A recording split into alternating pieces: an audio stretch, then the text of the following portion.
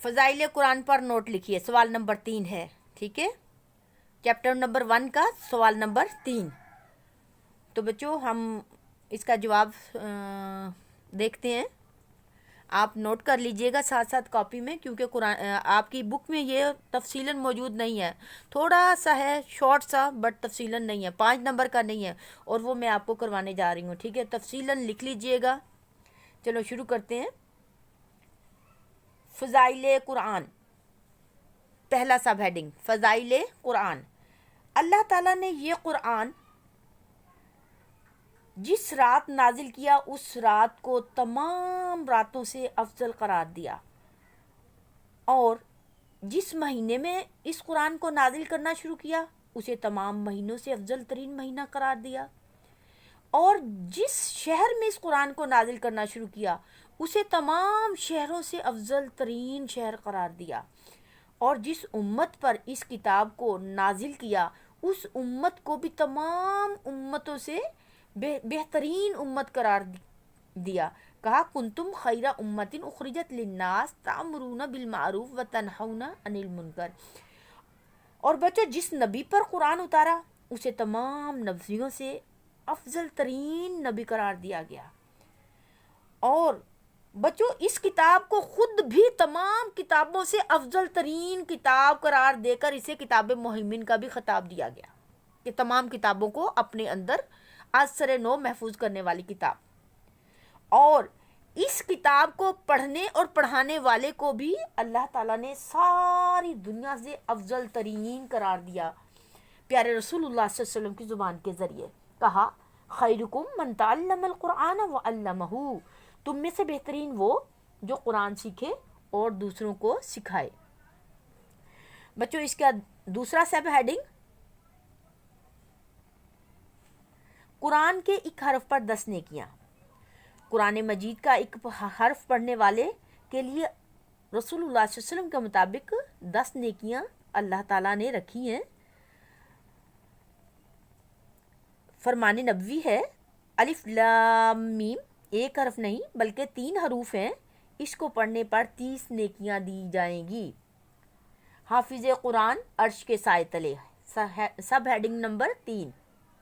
جو لوگ قرآن کو پڑھتے ہیں اور پھر اسے اپنے سینے میں اور دماغ میں سما لیتے ہیں، یعنی اس کو حفظ کر لیتے ہیں، تو ایسے لوگ جس دن کوئی سایہ نہیں ہوگا اللہ کے عرش کے علاوہ، اور جس دن کوئی کسی کی نہیں سنے گا، اس دن اس قرآن کے حافظ کو اللہ تعالیٰ اپنے عرش کے سائے تلے جگہ دے گا۔ اور بچوں ایک اور اس کی فضیلت ہے کہ قیامت والے دن قرآن کا خود کا سایہ ہوگا۔ رسول اللہ صلی اللہ علیہ وسلم کے فرمان کے مطابق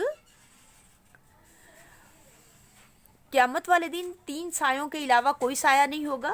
نمبر 1 عرش کا سایہ، نمبر 2 قرآن کا سایہ، اور نمبر 3 صدقے کا سایہ۔ تو قرآن مجید پڑھنے والا، یاد کرنے والا خود قرآن مجید کے سائے کے نیچے بھی ہو سکتا ہے، رسول اللہ صلی اللہ علیہ وسلم کے فرمان کے مطابق۔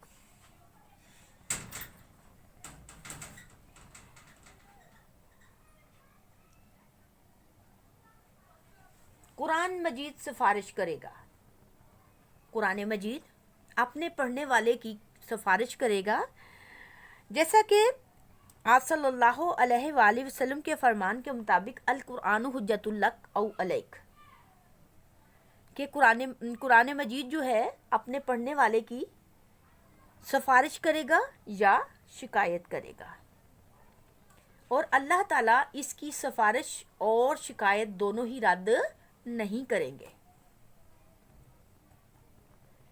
حافظ قرآن کے والدین کے سر پر تاج رکھا جائے گا، ہیڈنگ نمبر 4۔ جو والدین اپنے بچوں کو قرآن مجید حفظ کرواتے ہیں، اس کی تعلیم دلواتے ہیں، تو میدان حشر میں ان کے سروں پر تاج رکھا جائے گا، جس کی روشنی سورج کی روشنی سے بھی زیادہ ہوگی، جیسا کہ شاعر نے کہا جن کے سر پر وہ سنہری تاج رکھے گا خدا، ہوگا سورج سے زیادہ روشنی میں پرضیاء، سب کہیں گے آ رہے ہیں وہ محمد کے غلام، سب کہیں گے آ رہے ہیں یہ محمد کے غلام، جو پڑھے قرآن اس کا ہے بڑا اونچا مقام۔ قرآن محافظ ہوگا۔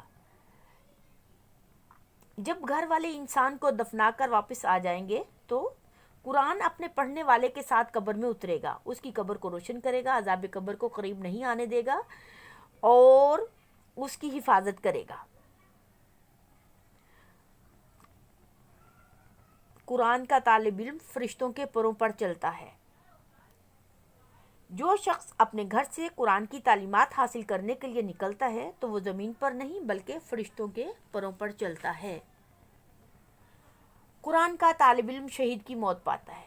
آپ صلی اللہ علیہ وسلم کے ارشاد کے مطابق اگر کوئی شخص قرآن مجید پڑھنے کے لیے گھر سے نکلتا ہے اور اسے راستے میں موت آ جاتی ہے تو وہ عام موت نہیں ہوگی بلکہ شہادت کی موت ہوگی، اور شہید کا خون کا قطرہ زمین پر بعد میں گرتا ہے، پہلے اس کو معاف کر دیا جاتا ہے۔ ساری مخلوق دعا کرتی ہے۔ جو شخص قرآن پڑھنے کے لیے گھر سے نکلتا ہے اور اس پر عمل بھی کرتا ہے تو رسول اللہ صلی اللہ علیہ وسلم کے فرمان کے مطابق بلوں میں رہنے والی چیونٹیاں، سمندر میں مچھلیاں اور دنیا کی تمام مخلوق اس کے لیے دعائیں مغفرت کرتی ہے۔ سب سے زیادہ پڑھی جانے والی کتاب قرآن ایک ایسی کتاب ہے جس کی سب سے بڑی فضیلت یہ ہے کہ یہ دنیا میں سب سے زیادہ پڑھی جاتی ہے، اور یہ اپنے اندر اتنی مٹھاس رکھتی ہے کہ اس کو بار بار پڑھنے سے بھی اکتاہٹ پیدا نہیں ہوتی، بلکہ جسم کے اندر ایک عجیب سا سکون میسر آتا ہے، جس کی وجہ سے پڑھنے والا کبھی اس کے پڑھنے سے تھکتا نہیں، بلکہ اس کو پڑھنے کی بار بار اندر پیاس بڑھتی ہی چلی جاتی ہے۔ اسی لیے اس کو قرآن کا نام بھی دیا گیا ہے کہ یہ بار بار پڑھی جانے والی کتاب ہے۔ فرشتے ڈھانپ لیتے ہیں۔ جس محفل میں قرآن مجید پڑھایا جاتا ہے، قرآن مجید کی تعلیم دی جاتی ہے، اس محفل کو فرشتے آسمان تک اپنے پروں میں ڈھانپ لیتے ہیں اور اس پر سکینت طاری رہتی ہے جب تک اس میں قرآن مجید کی تعلیم دی جاتی رہے۔ شک و شبہ سے بالاتر کتاب، یہ وہ کتاب ہے جس کی حفاظت کا ذمہ اللہ تعالیٰ نے خود لیا ہے۔ اس میں کسی قسم کی غلطی کی کوئی گنجائش نہیں، جیسا کہ فرمایا یہ وہ کتاب ہے ذالک الکتاب لا ریب فیہ، یہ وہ کتاب ہے جو ہر قسم کے شک و شبہ سے پاک ہے۔ سب سے افضل کتاب، جو لوگ قرآن پڑھتے ہیں اور اسے دوسروں کو پڑھاتے ہیں وہ تمام لوگوں سے افضل ہیں، جیسا کہ حدیث میں ہے خیرکم من تعلم القرآن وعلمہ، تم میں سے بہتر وہ ہے جو قرآن پڑھتا ہے اور دوسروں کو پڑھاتا ہے۔ اللہ کا کلام، قرآن مجید اللہ کا کلام ہے اور یہ اللہ کی آخری کتاب ہے جو تقریباً 14 صدیاں گزرنے کے باوجود بھی آج کے دور کے تقاضوں کے مطابق ہے اور قیامت تک ہر طرح کے حالات کے مطابق قابل عمل رہے گی۔ محفوظ ترین کتاب، قرآن مجید اللہ کی آخری کتاب ہے، اس لیے اس کی حفاظت کا ذمہ بھی اللہ تعالیٰ نے خود لیا ہے اور تمام کتابوں سے بڑھ کر محفوظ ترین کتاب ہے، جیسا کہ بے شک ہم نے اس ذکر کو نازل کیا اور ہم ہی اس کی حفاظت کرنے والے ہیں۔ نحنو نزلنا الذکر وإنا لہ لحافظون۔ باعث عروج و زوال، قرآن کو پڑھنے سے عروج حاصل ہوتا ہے اور اس کو پس پشت ڈالنے سے زوال ملتا ہے، جیسا کہ قرآن مجید کا ترجمہ ہے کہ اللہ تعالیٰ اس کتاب کے سبب بہت سے لوگوں کو سربلند کرے گا اور بہت سوں کو گرا دے گا۔ بقول شاعر، کتاب خدا میں یہ تاثیر دیکھی، بدلتی ہزاروں کی تقدیر دیکھی۔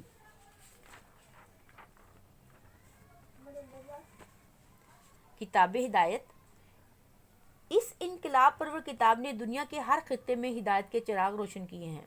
ارشاد ہے، رمضان وہ مہینہ ہے جس میں قرآن نازل کیا جو لوگوں کے لیے ہدایت ہے۔